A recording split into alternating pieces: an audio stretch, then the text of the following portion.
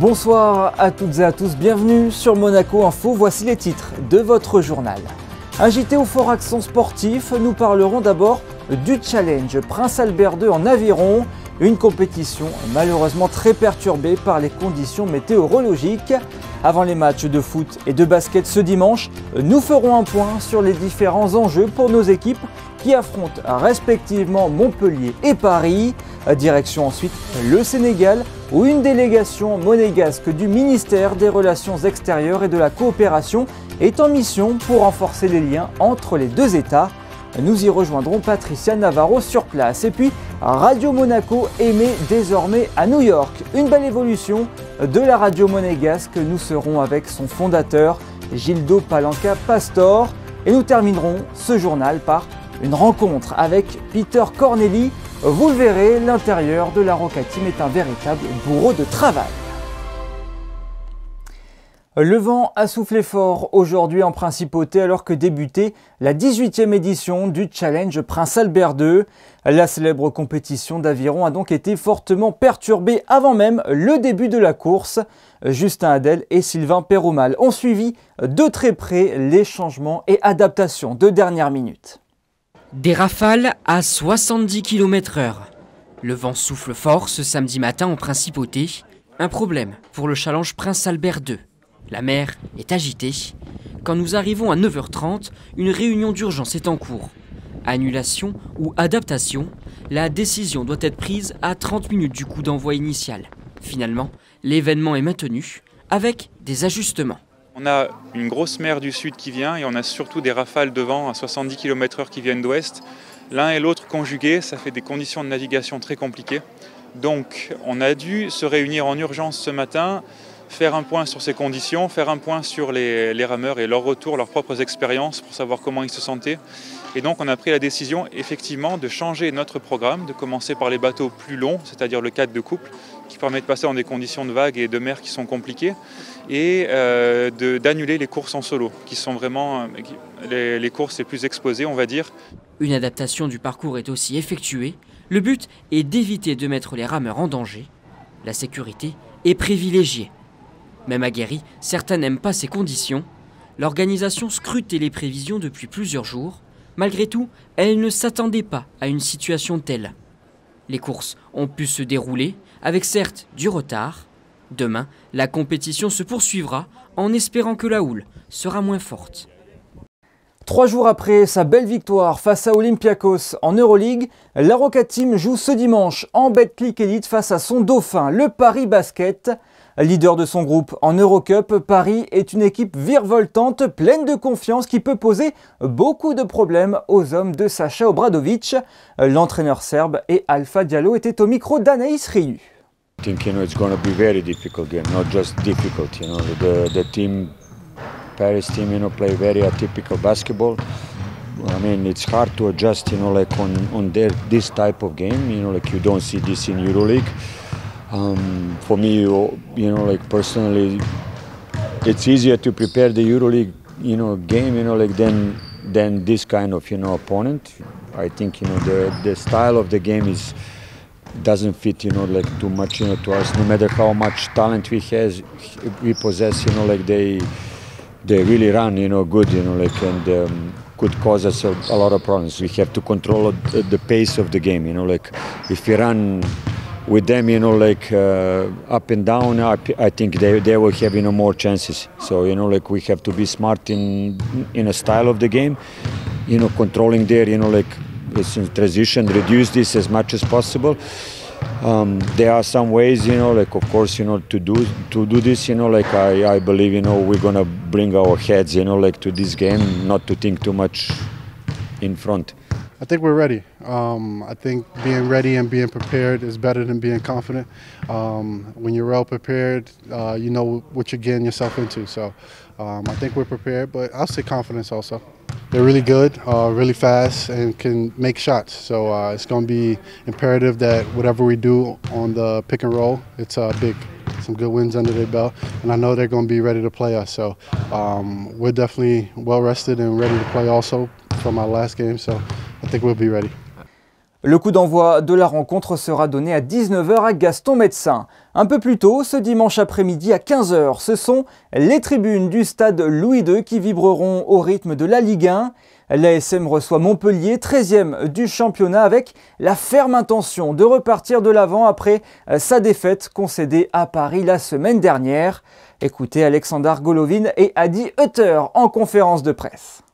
We start very good. Now is little bit we're not successful at the moment, but I think it's football is normal that sometimes you play good, but then next game you just go a little bit down, and now is the moment to go back to our good shape, good conditions, and for this we need to take 3 points, and then I think we will be in the back in our good way. Montpellier, everybody knows it, is the best team in Ligue 1 for counterattacks. Better than Paris, better than Lens, better than AS Monaco. So we have to be careful about the counterattacks from Montpellier. They have up front 3 really good players with Altamari, with Arco Adams, and Savanier. There's 3 players. They are really dangerous. So we have to be careful about that. But we play at home, and we know that we have to improving our defense. But we are looking forward for this game, and we want to show our reaction for this defeat in Paris. And the last 4 games are very important for us. En bref, l'équipe de rugby à 7, les Impies de Monaco, ont remporté 28-7 leur 3e match de poule lors de l'Open international de l'Emirates Dubai Sevens. Les voilà désormais en quart de finale de la compétition qui se jouera ce dimanche à 7 h 20 heure française. Une délégation monégasque du département des relations extérieures et de la coopération est actuellement en mission au Sénégal. Ce week-end seront célébrés à Dakar les 15 ans du Monaco collectif humanitaire, mais ce déplacement favorise également des rencontres bilatérales dans le domaine de la santé et de la diplomatie pour dresser non seulement des bilans d'étape sur les projets en cours et déterminer les futurs axes de coopération. Je vous propose de découvrir le premier volet de notre série de reportages sur place à Dakar avec nos envoyés spéciaux Thomas Deus et Patricia Navarro. L'accès à des soins de qualité pour tous, c'est l'un des leitmotifs et l'un des piliers d'intervention de la coopération internationale monégasque. Au Sénégal, les besoins sont criants et la principauté se tient aux côtés des autorités dans la mise en œuvre de la stratégie nationale en faveur de la santé des femmes notamment, la santé des enfants, la lutte contre les maladies et le renforcement de la capacité des acteurs de santé. 2 accords sont en passe d'être signés, l'un sur un volet très global, le second porte sur la lutte contre la drépanocytose. J'ai voulu saluer la beauté de la coopération qui vise l'humain, qui vise l'enfance, qui vise la santé de l'enfant, la santé de la mère, mais qui surtout est fidèle. Depuis 20 ans, à 20 ans je disais que c'était l'âge de la maturité. À 20 ans on est majeur. Ça veut dire que cette coopération qui a démarré avec très peu a commencé à essaimer. Nous ne sommes même plus seulement sur Dakar. Ça a touché également des pathologies importantes, la cardiopathie. Ça a touché également aujourd'hui la drépanocytose, avec des éléments de formation, avec un renforcement de la compétence des professionnels. Le Sénégal fait partie des pays prioritaires parmi les 11 pays d'intervention de la coopération monégasque. Et ce ne sont pas moins de 14 projets qui sont soutenus pour une enveloppe d'un montant d'un peu plus d'1 million d'euros. Le déplacement de 4 jours sur place du directeur général du département des relations extérieures et de la coopération répond à plusieurs objectifs. C'est courte durée, intense, mais c'est important parce que à la fois les partenaires, les équipes aussi de la direction ont besoin de cette reconnaissance. Je suis fière de venir voir le travail qu'ils accomplissent toute l'année. À la fois donc pour eux, pour les partenaires sur le terrain qui voient effectivement que ce n'est pas simplement une contribution, un virement international et puis on ne veut pas savoir ce qui se passe. On a vraiment envie de savoir comment on améliore la vie au quotidien des populations locales. Et puis aussi, et c'était le cas puisque nous sommes allés au ministère des Affaires étrangères, au ministère de la Santé, montrer au gouvernement des pays, en l'occurrence le Sénégal, que Monaco est présent à sa façon, avec ses moyens d'action, en s'appuyant sur son réseau de partenaires, mais qu'il est bien présent. Et cette coopération réussie depuis près de 20 ans devrait trouver un nouveau prolongement en 2024, puisque la réunion de concertation au ministère des Affaires étrangères a permis d'évoquer la possible signature l'an prochain d'un accord cadre de coopération entre les deux pays. Du Sénégal, partons vers New York pour votre chronique américaine hebdomadaire. Cette semaine, pas d'Alexandra Pagny devant la caméra, mais Gildo Palanca Pastor, le fondateur de Radio Monaco. La radio monégasque vient de conclure un partenariat avec la plateforme numérique nord-américaine SiriusXM. Bonsoir Gildo Palanca Pastor. Bonsoir. À Radio Monaco à New York, comment cela s'est fait ? Ça s'est fait par une envie qui s'est multipliée par les excellents contacts qu'on peut avoir. J'ai rencontré Scott Greenstein, qui était le PDG de SiriusXM, et c'était fait. Ouais. Ça s'est passé un clin d'œil. C'était aussi facile que ça. Et après, les problèmes techniques sont arrivés, mais c'était vraiment, ça a été vraiment un plaisir pour lui comme pour moi.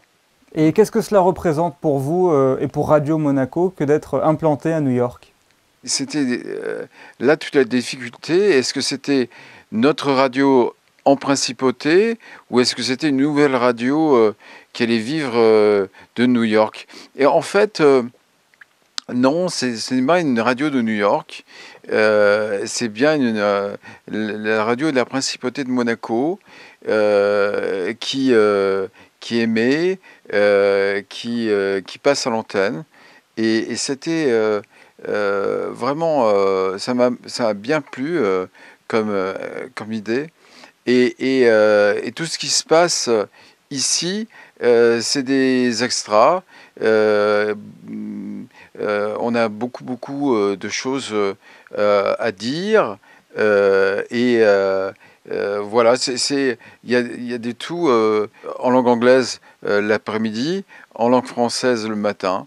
C'est vraiment un grand plaisir d'avoir 80 millions de gens qui peuvent écouter la radio. Quelle va être l'offre proposée aux New-Yorkais ? Va-t-elle différer de celle présentée aux Monégasques ? Le matin, c'est la même offre, et c'est du 6h, 9h, mais le reste du temps, c'est une offre qui est plus particulièrement dessinée pour l'ensemble des personnes du territoire américain. Et on a donc en anglais que se passe-t-il à Monaco et que fait Monaco dans le territoire américain. C'est vraiment bien. C'est une implantation à New York, mais une implantation numérique seulement, puisque je crois que tout se fait depuis Monaco. Oui, c'est depuis Monaco. C'est 100% depuis Monaco. C'est ce qui a été décidé. Et alors, comment va Radio Monaco sur la Côte d'Azur ? Radio Monaco va bien. C'est pas banal, hein. C'est 80 millions de gens, c'est toute une population nouvelle, c'est une explosion véritablement pour nous, mais l'équipe se porte bien. J'ai plaisir à m'écouter, mais les personnes, c'est vrai, de New York écoutent pas mal, mais c'est vrai que c'est un confort.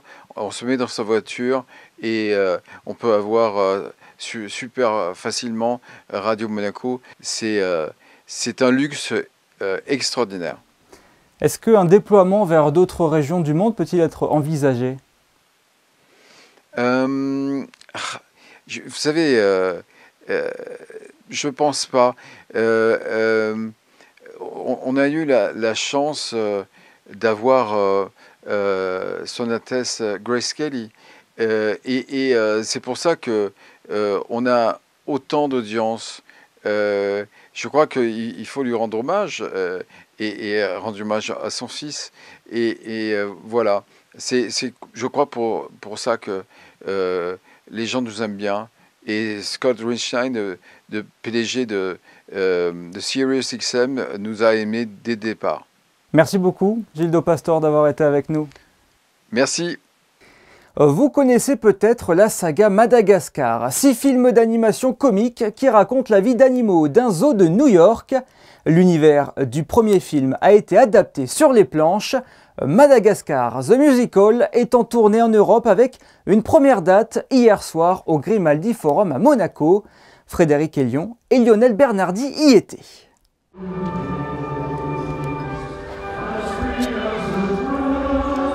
C'est l'histoire d'Alex le lion, Marty le zèbre, Melman la girafe et Gloria l'hippopotame, les animaux les plus déjantés de New York, qui s'évadent du zoo de Central Park pour finalement échouer au royaume de King Julian à Madagascar.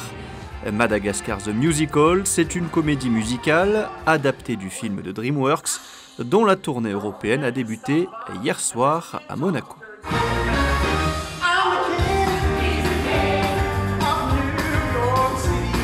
I play Alex the Lion. He's known as the King of New York City.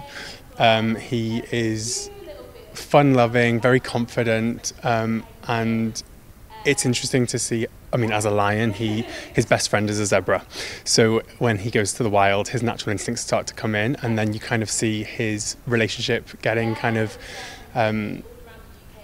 He has to deal with his animal instincts in how he deals with his best friend who's a zebra, and yeah, there's a lot of funny kind of comedy moments.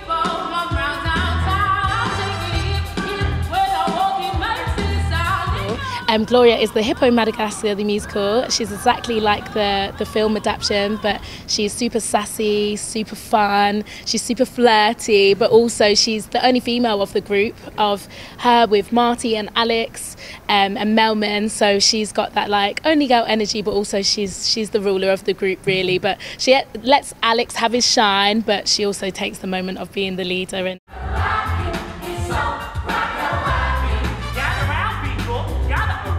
yes, so I am playing Marty the Zebra. So originally played by Chris Rock. As we see in the movie, he gets to be so expressive. He only cares about what dream it has in his own mind and to make sure that everyone else is either in it, otherwise it's just boring.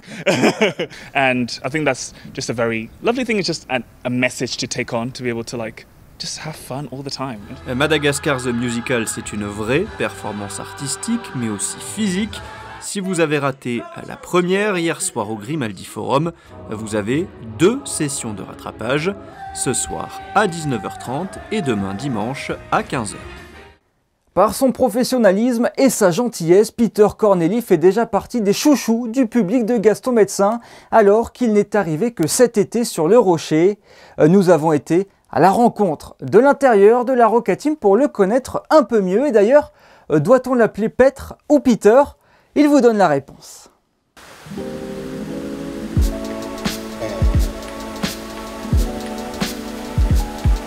On va dire Peter, Peter, même si c'est vrai que mon prénom s'écrit du coup PETR, tout simplement parce que ma mère est tchèque et donc je suis aussi à moitié tchèque. Pour le coup, ma mère m'a toujours appelé Peter aussi, donc tout le monde m'appelle Peter, mais ça s'écrit comme ça. Chez les Corneli, le basket, c'est dans les gènes. Peter grandit en Alsace, entouré de parents anciens joueurs de haut niveau et sa grande sœur Jodie, désormais joueuse de l'équipe de France 3-3. Un cadre plutôt favorable. Il n'y avait pas 36 000 choix différents, hein. C'était soit volley, soit basket, soit ma mère voulait aussi pourquoi pas du hockey sur glace. Donc je suis très bon patineur d'ailleurs. Donc basket obligatoire je dirais. Et puis c'est vrai quand on a été baigné dedans et quand tous les week-ends on est dans une salle de basket, automatiquement bon voilà on est un petit peu influencé quand même. Passé par le pôle espoir d'Alsace puis formé au Mans là où il signe pro, Peter se distingue très vite. Sa polyvalence à l'intérieur et son potentiel lui vaudront le statut de grand espoir du basket français. Élu meilleur jeune de pro en 2015, la confirmation a ensuite mis du temps à arriver. Peu de pression, je dirais, la première année parce que c'était surtout en fait la pression quelque part de bien faire, mais voilà, tu arrives en pro, tu connais pas encore ce niveau-là, ce monde-là et t'as rien à perdre en fait, tu vois. T'as 19 ans, bon voilà, on te met sur le terrain, mais t'as rien à perdre à cette époque-là. Je n'avais pas non plus l'éthique de travail pour mettre cette pression en fait du bon côté, je dirais. C'est-à-dire que je prenais toute la pression dans la tête et puis Je me disais voilà, au match il faut que je performe et puis c'est tout, plutôt que de me mettre cette pression en me disant bon voilà, travailler justement pour progresser et puis avoir conscience en fait si tu veux de cette marge de progression que j'avais encore. Donc voilà, ça m'a fait défaut, ça c'est sûr. Quelques années plus tard quand j'étais à Pau par exemple, où là il y a vraiment eu un gros switch, où j'ai compris pas mal de choses et là pour le coup ça venait de moi quoi. Tu vois. Donc, et c'est ce qui a fait la grosse différence d'ailleurs après. Hein. Drafté par Denver en 2016, il y signe un two-way contract 5 ans plus tard suite à une grosse saison avec Pau. Le travail paye, direction la Grande Ligue, mais Peter n'aura pas vraiment sa chance et jouera le plus clair de son temps en G-League. La deuxième division américaine ne lui convient pas, alors retour en Europe, et rien de mieux que le Real Madrid pour goûter à l'Euroleague et la remporter. En quête d'un rôle important sur le vieux continent, l'Alsacien a posé ses valises cet été à Monaco. Je pense qu'il fait partie clairement de ceux qui travaillent le plus. Toujours là, très constant dans son travail, donc ça a son image, c'est quelqu'un de très rigoureux. Des fois on veut qu'il se décoince un peu, mais Peter c'est quelqu'un il a 28. Et disons que dans sa tête, il a peut-être 38 ou 39, il a peut-être 10 ans de plus. Donc, mais au contraire, je pense que c'est très positif et c'est ce qui le rend très mature. Justement, il arrive très vite à prendre du recul sur les choses et à rester centré sur ce que lui doit faire. Et ça, je pense que il le doit à cette certaine maturité qu'il a et qui font de lui ce qu'il est. Dans cette vidéo, je vais te partager 5 choses qui m'ont permis de passer de la Pro A à l'Euroleague en passant par la NBA en l'espace de 1 an. Je me suis imposé vraiment un petit rythme de vidéo, on va dire, pour essayer de partager un petit peu le quotidien, d'être un basketteur professionnel, d'être sportif de haut niveau, etc. comment ça se passe.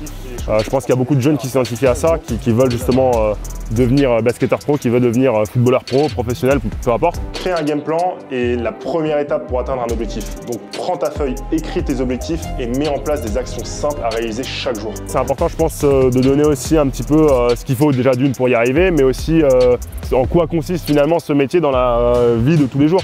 C'est une vie forcément qui a énormément d'avantages, mais qui a aussi forcément certains inconvénients. C'est important, je pense, de pouvoir partager ça à la communauté et puis d'échanger là-dessus. Il est temps de consulter vos prévisions météo pour dimanche avec Frédéric et Lyon. Quelle est la tendance pour le dernier jour de la semaine, Frédéric ? Encore du soleil, Yannick, quelques nuages sont attendus, mais le ciel sera bien dégagé tout au long de la journée. Les températures chutent de nouveau et seront comprises entre 7 et 11 degrés. Dimanche 3 décembre, vous pourrez souhaiter une bonne fête à tous les Xavier. Et en ce dimanche 3 décembre est célébrée la Journée internationale des personnes handicapées. À cette occasion, nous vous présenterons demain un reportage sur la danse inclusive organisé en partenariat avec le département des affaires sociales et de la santé.